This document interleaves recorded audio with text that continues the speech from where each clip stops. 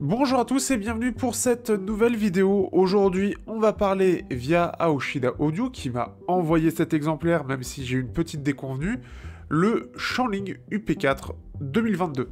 Le test a mis un petit peu de temps à arriver, il aurait dû arriver en fin d'année, mais ayant eu un exemplaire un peu défectueux au départ, malheureusement ça a pris un peu plus de temps. Ce qui fait que j'ouvre le bal aujourd'hui avec ce test, qui, je l'espère, vous plaira.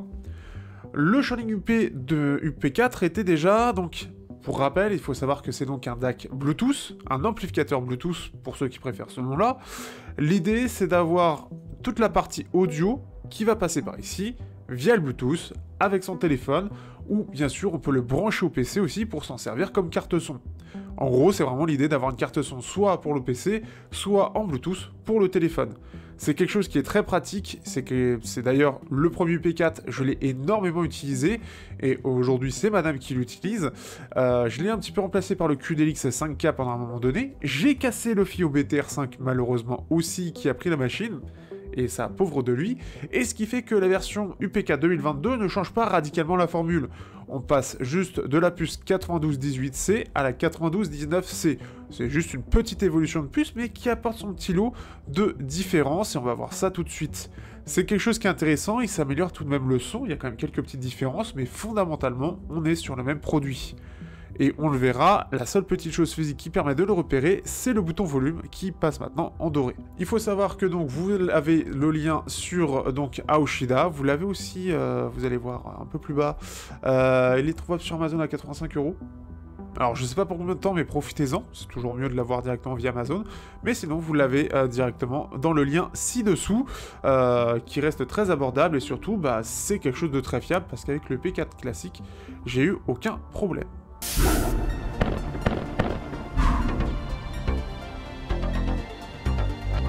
Au niveau du UP4, on n'a pas vraiment grand chose entre celui sorti en 2020 et celui sorti en 2022 en termes de différence physique, puisqu'on va retrouver en fait exactement la même chose. Deux surfaces en verre, devant et derrière, dans une coque en métal, avec en dessous l'USB-C qui va pouvoir le permettre de le recharger bien évidemment, ou de l'utiliser pour la partie PC. Vous avez bien entendu au-dessus du 300.5, 2.5 mm, ainsi que le bouton de mode qui va permettre de changer entre le mode donc gain faible, gain haut, enfin gain bas, gain haut, au choix, en simple DAC, quand vous êtes en 3.5, ou le mode Dual DAC, toujours en 3.5 bien évidemment, donc c'est-à-dire qu'on a une espèce de mode boost qui est possible, qui est visible par la LED en avant, qui va montrer, bah, soit c'est en vert quand c'est en faible, en bleu quand c'est en fort, à moins que j'inverse, je vous remettrai dans tous les cas ici l'information,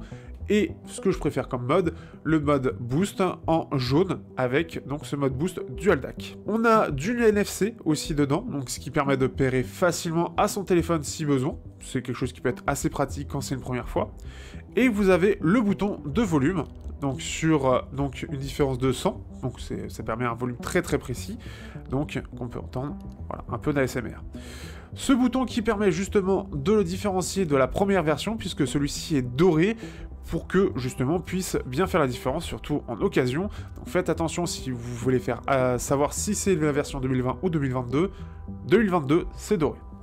On retrouve la même petite coque en plastique qui est fournie, qui va permettre aussi d'avoir ce petit clips, très simple d'utilisation, très simple de conception aussi, qui pour la première version, bah, au bout de 2 ans, il n'y a pas très longtemps justement, la colle, je pense que c'était collé, ou en tout cas c'était un petit peu usé, et donc le clip commençait à se barrer. Un peu de colle et ça repart, il n'y a pas de souci là-dessus. Ça prend un petit peu les rayures, ça je peux vous le dire avec le UP4, mais au-delà de ça, c'est vraiment résistant, il n'y a pas de souci là-dessus, c'est vraiment fiable. Pour la partie Bluetooth, on a bien évidemment tous les codecs qui sont présents, qu'on va pouvoir activer ou désactiver au besoin via l'application. Pour l'application, on va faire très rapide, pour revenir rapidement au Bluetooth, il faudra utiliser Edict Player et donc pas Shanling. Donc quand on va chercher l'application, cherchez Edict Player. Vous aurez tout dessus, de toute façon après je vous mets là un petit peu l'utilisation.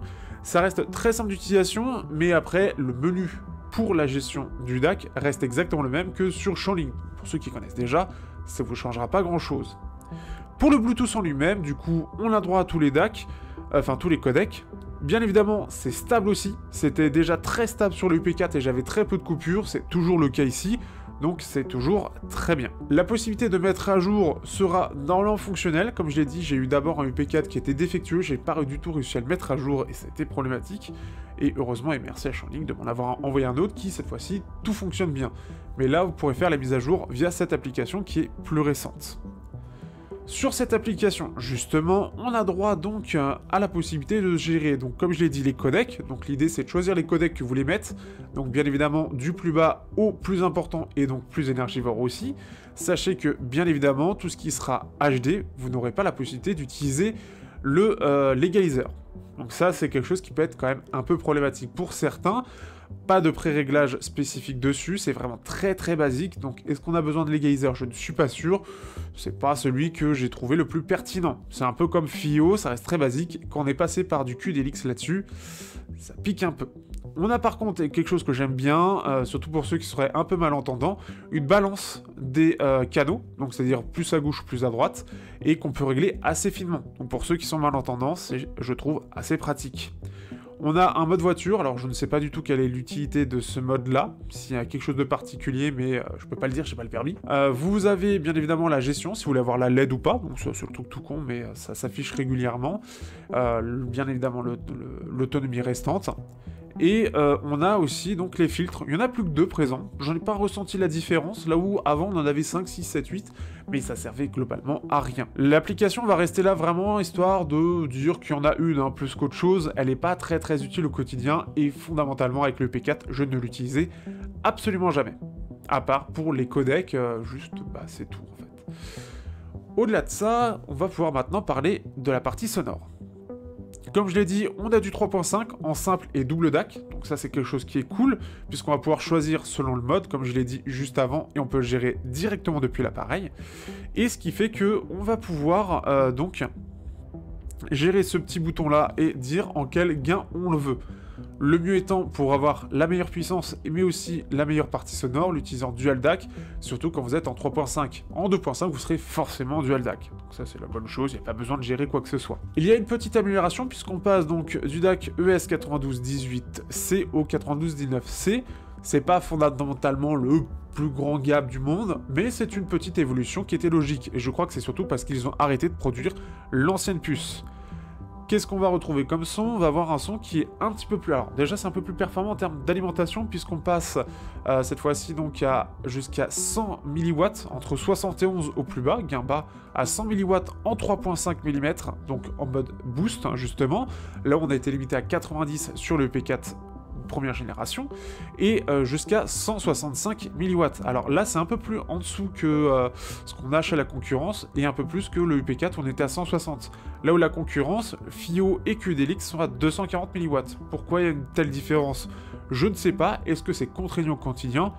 Pas vraiment. Au niveau du son, on a quand même une amélioration. Le P4 avait tendance un petit peu à donner un petit peu plus de basse et un petit peu plus d'extrême aigu, donc vraiment les extrêmes qui étaient un peu boostés.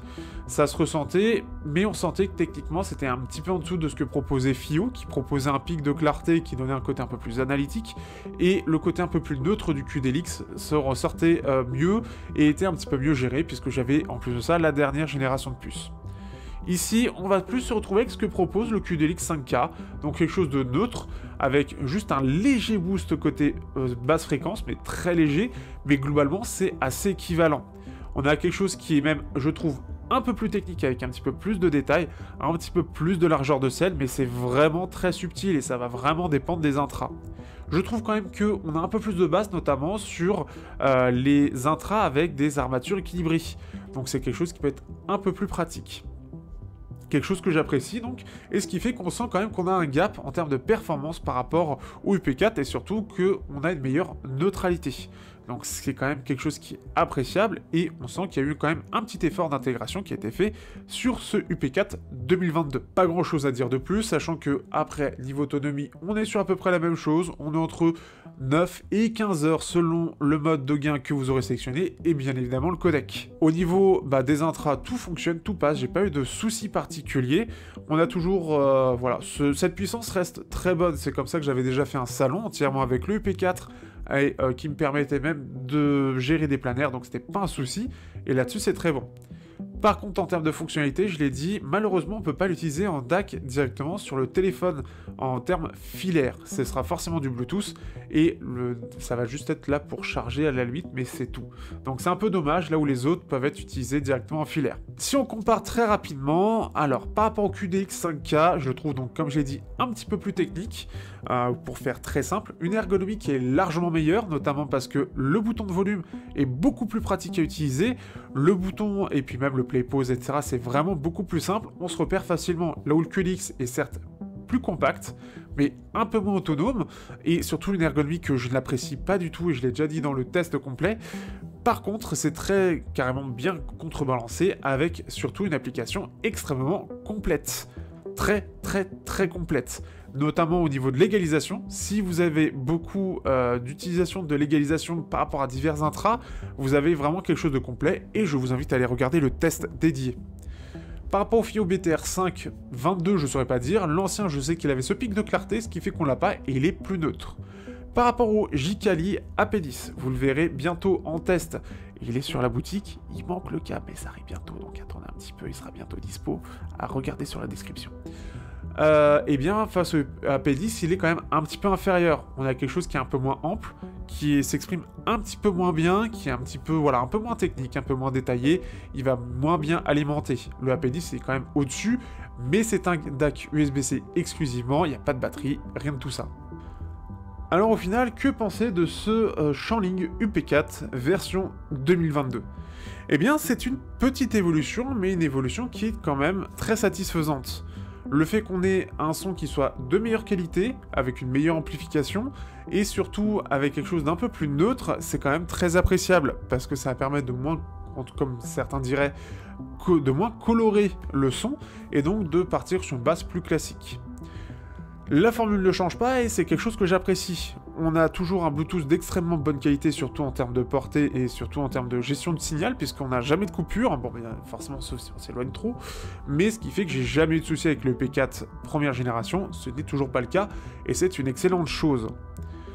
On a toujours un son qui est propre, de très bonne qualité, et on a quelque chose qui est mieux, plus neutre, et qui permet d'avoir un petit peu plus de puissance en 3.5, et ça se ressent. D'ailleurs, je vous conseille réellement d'utiliser le mode Dual DAC, qui va permettre justement de profiter par rapport au simple DAC, d'avoir quand même un son un petit peu meilleur, je trouve. Je l'ai ressenti, là où sur le P4 première génération, on ne l'avait pas. On ne sentait pas trop la différence, c'était plus histoire de dire chou maximum, mais ça se ressentait pas à ce point-là. Ici, on le ressent vraiment plus, je trouve. On a toujours une autonomie qui est large, puisque ce qui est bien par rapport à un FiiO, mais comme le QDX, on va pas mal pouvoir jouer avec l'autonomie entre les codecs et le mode de gain, qui va permettre d'aller entre 15h et 9h, ou peut-être un peu plus d'ailleurs, mais ce qui fait que, en gros, c'est quand même appréciable, puisque justement, c'est pas forcément... On se dit, attends, j'ai oublié de le recharger, bon, je vais tout baisser pour être au minimum, mais je pourrais écouter ma musique. Ça, c'est vraiment les bonnes choses. On a le changement d'application pour Edict Player, donc ça, c'est juste qu'il faut le savoir, mais au moins, c'est présent. Mais ce que j'aime bien, c'est l'ergonomie de l'appareil. C'est un peu le plus gros qu'il y a, mais le truc, c'est que l'ergonomie est excellente. Ce petit bouton de volume est tout simple, mais dans la poche, on peut le régler très facilement, de façon très intuitive, ce qui n'est pas le cas de chez FiiO, ni du côté du QDX, où en fait on se trompe toujours entre les deux boutons, il faut chercher le détrompeur, c'est pas du tout pratique. Par contre, l'application reste toujours voire trop basique. On n'a pas grand chose sur l'égalisation, on n'a pas grand chose en termes de choix, de réglage, là où justement QDX n'est pas du tout sur la même vision des choses et est au contraire ultra large en termes de choix. Donc c'est très différent en termes de conception. Est-ce que pour autant ça en fait une mauvaise chose? Non. Après, pour ceux qui veulent quelque chose de simple, moi ça me suffit largement par exemple, j'ai pas besoin de tout ce qu'il y a, je joue pas énormément avec l'égalisation, ce qui fait que le UP4 2022 est largement suffisant. Sa puissance reste un peu relative, mais on est quand même sur quelque chose de tout à fait correct, il n'a rien à envier à la concurrence. Ce qui fait que je le conseille vivement, parce que c'était déjà un DAC Bluetooth que j'appréciais particulièrement pour ses diverses qualités déjà nommées précédemment, mais cette fois-ci avec un meilleur son. C'est aussi simple que ça. C'est toujours très efficace et je le recommande toujours, vraiment, c'est vraiment top.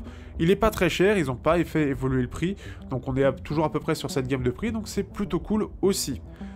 Et donc, je vous invite à aller partager tout ça, de le liker, de tout ça, de parler de moi. Hein, ça fait du bien pour les vues, ça fait du bien pour avoir des produits de mieux en mieux, etc. Et si vous avez des questions diverses et variées sur ce produit, n'hésitez pas sur YouTube, n'hésitez pas sur les réseaux sociaux. Suivez-moi sur Instagram, je mettrai des petites choses et je suis en train de construire l'Instagram qui va être beaucoup plus important cette année. Et voilà, pour un premier test, voilà un petit peu ce petit objet.